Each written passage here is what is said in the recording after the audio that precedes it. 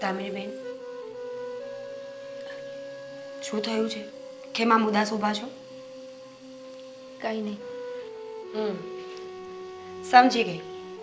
હા, આદિના વિચારમાં પડ્યા હતા ને? એના એના વિશે વિચારવા જેવું છે ખરી? હવે તમે બધાએ સમજાવી હતી પણ ના સમજી. ઘરની ઇજ્જતને નીલામ કરવા નીકળી હતી. દામિનીબેન, અને શું મળ્યું? દગો. હા, કારણ કે જ્યારે આપણે કોઈને દગો કરતા હોઈએ ને ત્યારે બદલામાં આપણને પણ દગો જ મળે. અમે તમને બહુ સમજાવ્યા કે છોકરો સારો નથી, અને કદાચ એ છોકરો સારો પણ હોય ને તો પણ પોતાના પરિવારથી ઉપરવટ જઈને કોઈ વસ્તુ ન કરવી જોઈએ. ત્યારે તમે હર હંમેશા અમારાથી ખોટું બોલ્યા, છુપાઈને એને મળવા ગયા, એની સાથે સંબંધો રાખ્યા. એનું પરિણામ તો આ જ આવવાનું હતું ને? હા, મારા જ કરેલા ભોગવી રહી છું. ખોટું કર્યું ને તમારા બધાની સાથે.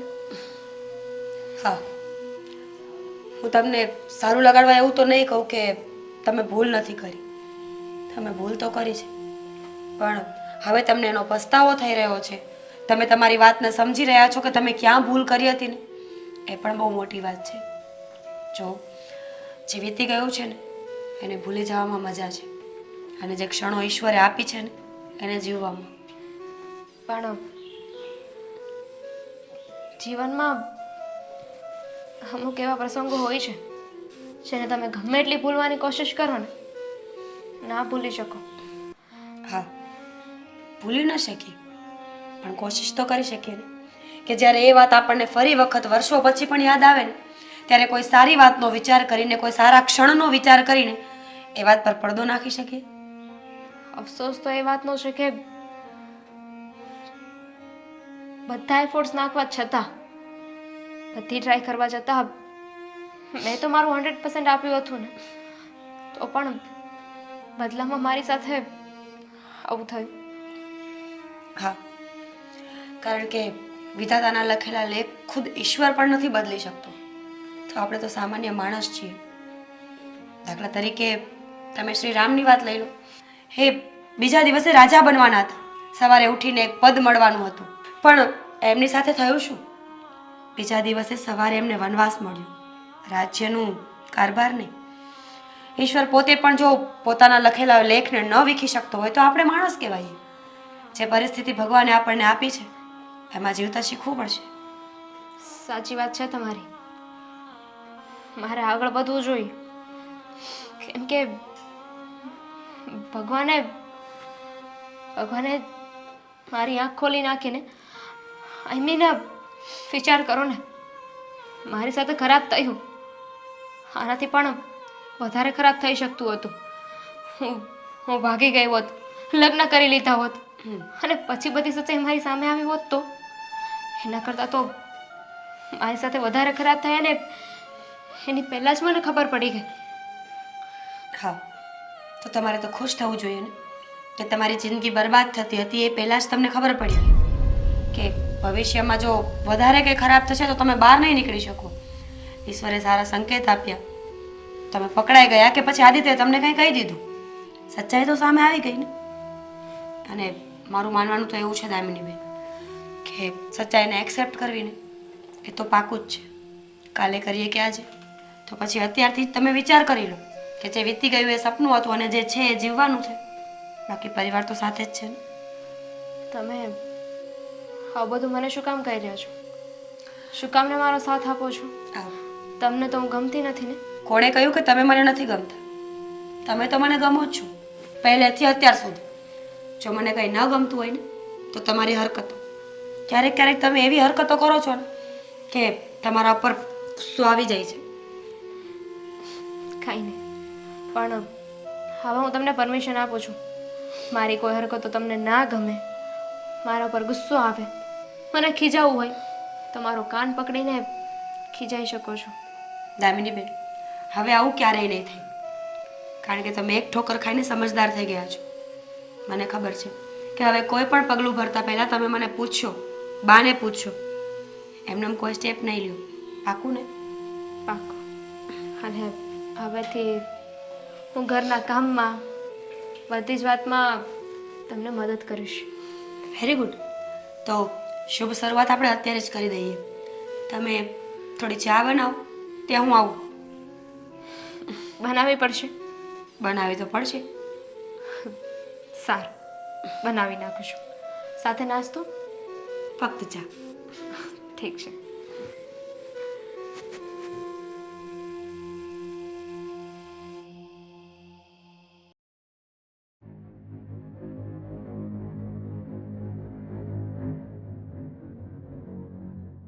અરે આદિ આદિ આદિ મારા ભાઈ કેમ છે?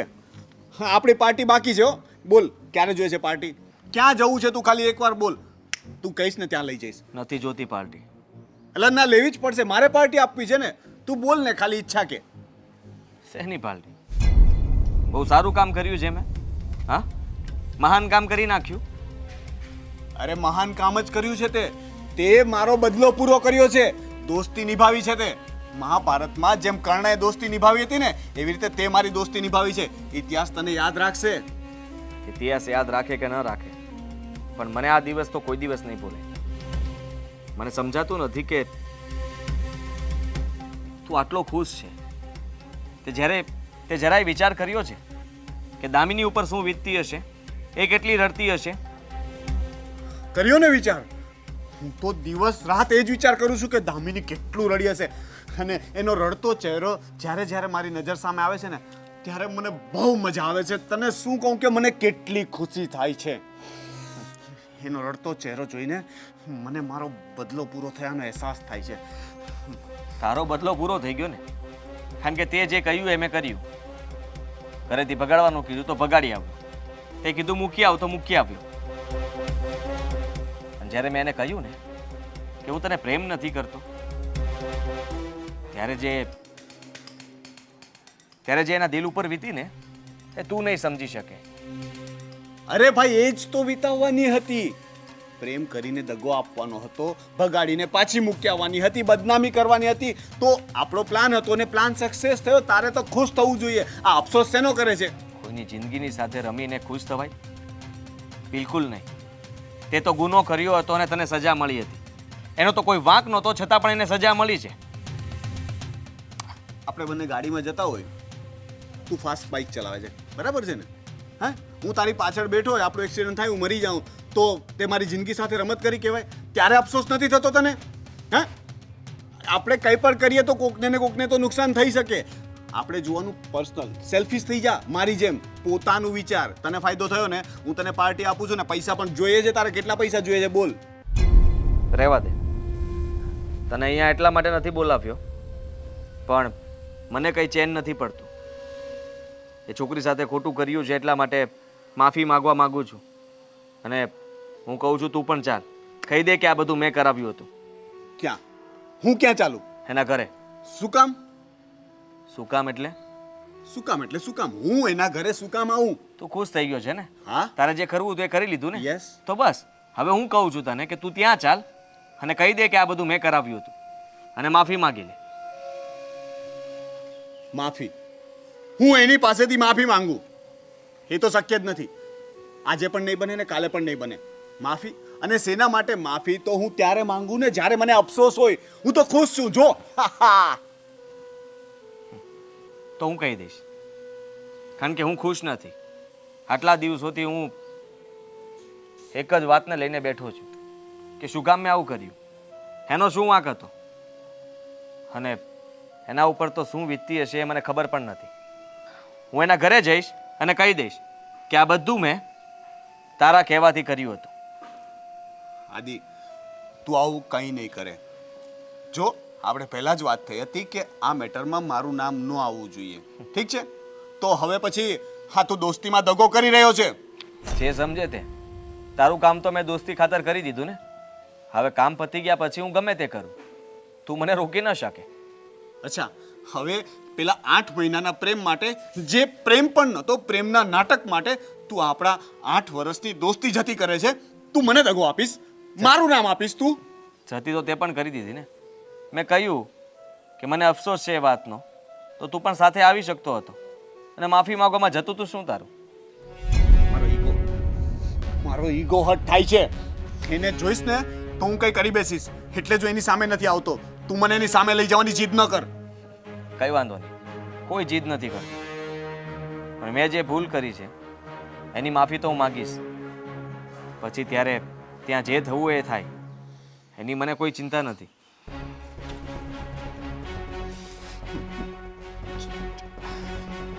જો ભાઈ, તારે માફીઓ માંગવી હોય ને તો તું માંગ. તને જોઈએ ને તો તું એના પગમાં પડી જજે અને બધું કહી દેજે, પણ મારું નામ ન આપતો. તું કહેજે કે તું એને પ્રેમ નતો કરતો, તે નાટક કર્યું તું, તને એનામાં રસ નથી, બરાબર છે? મારું નામ આપવાનું નથી, આ તને હું કહી દઉં છું. શું કામ ના આપો? એને પણ ખબર પડે ને કે મારી સાથે રમત કોણે રમી હતી. અને થોડા શ્રાપ તું પણ ખા. તારા ભાગ્યમાં પણ એના શ્રાપ તો હોવા જ જોઈએ ને. શ્રાપ? હું પણ તને શ્રાપ આપું છું. જા, કે તને કીડા પડે. પડ્યા કીડા? નથી પડ્યા ને? કોઈ શ્રાપ બ્રાપ નથી લાગતો ભાઈ. આ બધા મનના વહેમ છે, ડરાવવાની વાતો છે. આપણા વડવાઓ આપણને ડરાવવા માટે આવું બધું બનાવીને ગયા છે. કોઈ શ્રાપ નથી લાગતો, કંઈ નથી થતું. તો આજ પછી મને ક્યારેય ના મળતો, અને ફોન પણ ન કરતો, અને મને બોલાવતો પણ નહીં. આપણી દોસ્તી અહીંયા જ ખતમ. આદિ તું આવી રીતે ન જઈ શકે. તું મને છોડીને નહીં જઈ શકે. અરે ભાઈબંધ છે તું મારો. એવો મિત્ર જ કયા કામનો, જે આપણને ઊંધા રસ્તે ચડાવે, ખોટા કામ કરાવે?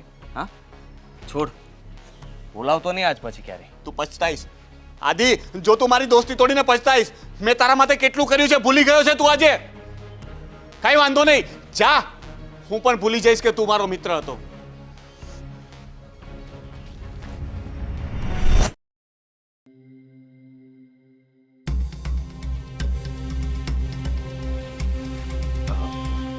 દામિની, તમે કોણ? દામિની ઘરમાં છે? બોલો. દામિની બેન, બા, બહાર આવજો ને. તમને ઓળખ્યા નહીં. તમે કોણ? મારું નામ આદિ છે. સમજી ગઈ. તું અહીંયા હવે શું લેવા આવ્યો છે? કઈ બાકી રહી ગયું હતું? કીધું તું ને કે તું આ ગલીમાં પણ આવવો ન જોઈએ, તો હું કામ આવ્યો અહીંયા?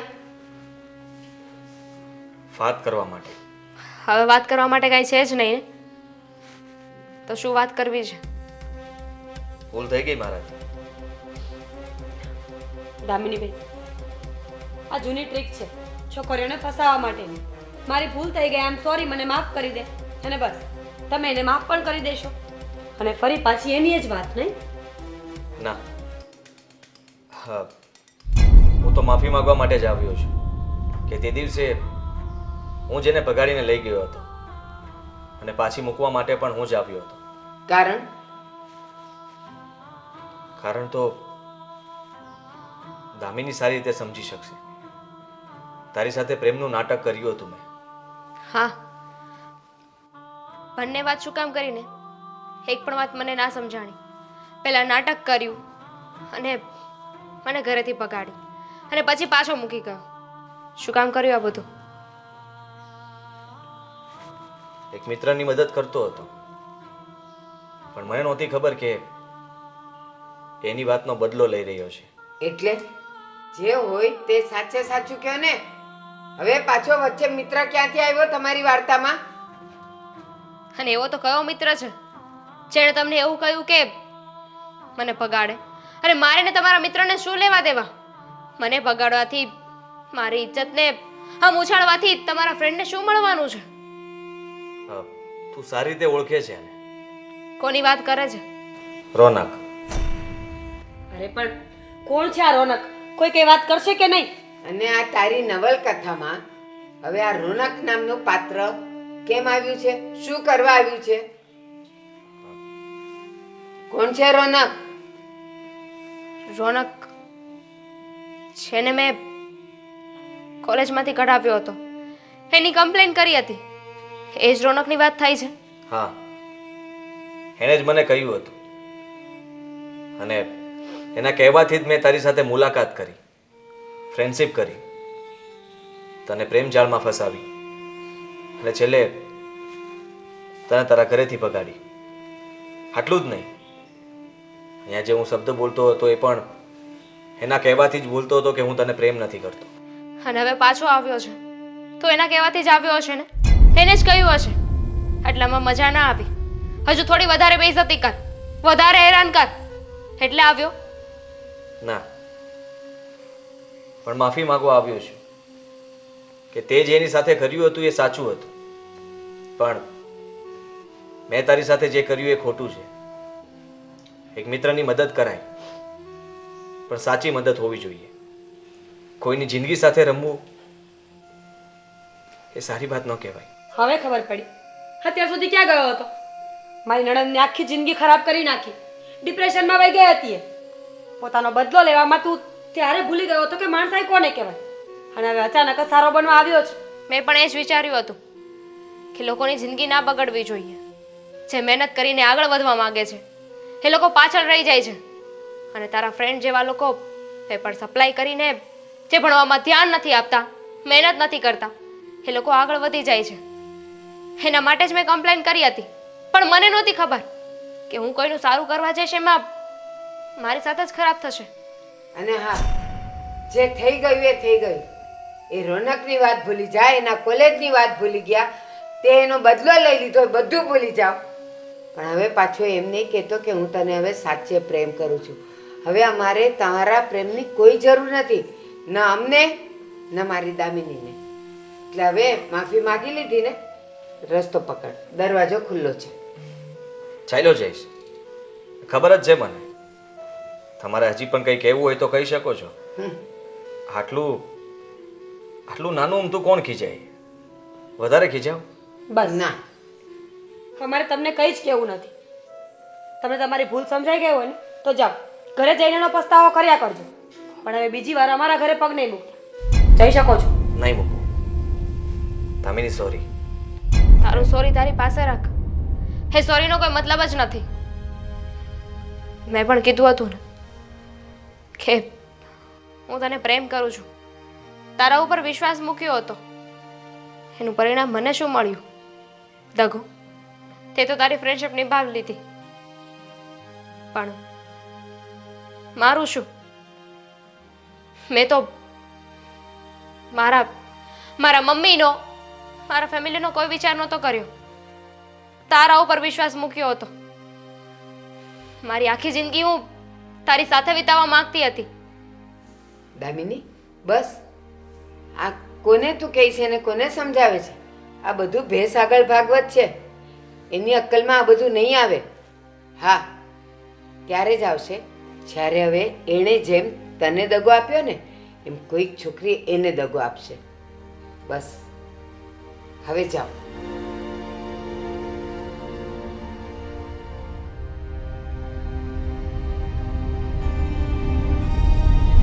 હેલો મિત્રો, જો તમને અમારો વિડીયો પસંદ આવ્યો હોય તો અમારી ચેનલને લાઈક કરો, શેર કરો અને સબસ્ક્રાઇબ કરો. Thank you.